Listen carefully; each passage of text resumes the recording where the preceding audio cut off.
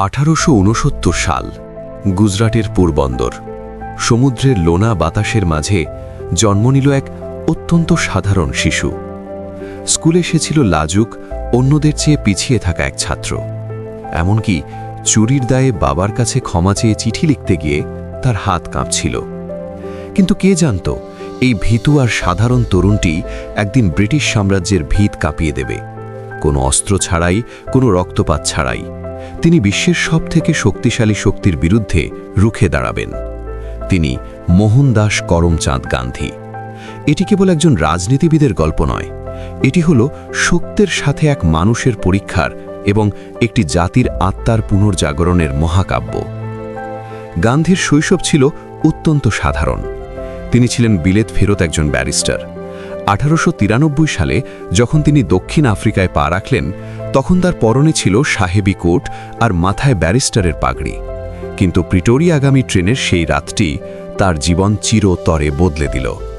পিয়েটার মারিৎজবার্গ স্টেশনে একজন শ্বেতাঙ্গ যাত্রী তার বর্ণ দেখে তাকে প্রথম শ্রেণীর কামরা থেকে বের করে দেওয়ার দাবি তুলল।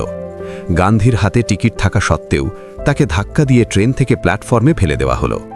সেই হাড় কাঁপানো শীতে স্টেশনের অন্ধকার ঘরে বসে গান্ধী ভাবলেন, আমি কি পালিয়ে যাব, নাকি এই অপমানের বিরুদ্ধে লড়াই করব? সেই রাতেই জন্ম নিল সত্যাগ্রহ। তিনি বুঝলেন, ঘৃণা দিয়ে নয়, বরং সত্য আর ভালোবাসার শক্তি দিয়ে শত্রুর হৃদয় জয় করতে হবে। দক্ষিণ আফ্রিকায় টানা 21 বছর তিনি বর্ণবাদের বিরুদ্ধে লড়াই করলেন এবং বিশ্বকে দেখালেন যে আত্মিক শক্তি কাননের গোলার চেয়েও শক্তিশালী। 1915 সালে যখন গান্ধী ভারতে ফিরে এলেন, তিনি আর সেই সাহেবী ব্যারিস্টার নন। তার পরনে সাধারণ ধুতি আর চোখে ভারতের সাধারণ মানুষের জন্য অসীম মমতা। তিনি পুরো ভারত চষে বেড়ালেন। তিনি দেখলেন ভারতের গ্রামগুলো দারিদ্র্য আর শোষণে জর্জরিত। চম্পারণ আর খেদাতে তিনি কৃষকদের পাশে দাঁড়ালেন। কোনো হিংসা নয়, কোনো লাঠি নয়। তিনি ব্রিটিশদের চোখে চোখ রেখে বললেন, আমরা তোমাদের আইন মানব না, কিন্তু আমরা তোমাদের ঘৃণা করব না। ব্রিটিশরা অবাক হয়ে দেখল হাজার হাজার মানুষ জেলে যাওয়ার জন্য লাইন দিচ্ছে, কিন্তু কেউ হাত তুলছে না। এটি ছিল এক নতুন ধরনের যুদ্ধ, যেখানে জয়ী হওয়ার জন্য মরতে শেখাই ছিল প্রধান শর্ত। 1930 সাল, সবরমতী আশ্রম থেকে শুরু হলো এক ঐতিহাসিক যাত্রা, ডান্ডি অভিযান। ব্রিটিশরা লবণের ওপর কর বসিয়েছিল। গান্ধী বললেন, সমুদ্রের পানি কারো ব্যক্তিগত সম্পত্তি নয়। মাত্র কয়েকশো সঙ্গী নিয়ে তিনি 241 মাইল পথ হেঁটে সমুদ্র তীরে পৌঁছলেন। সারা বিশ্ব তখন রেডিওর সামনে কান পেতে বসে আছে।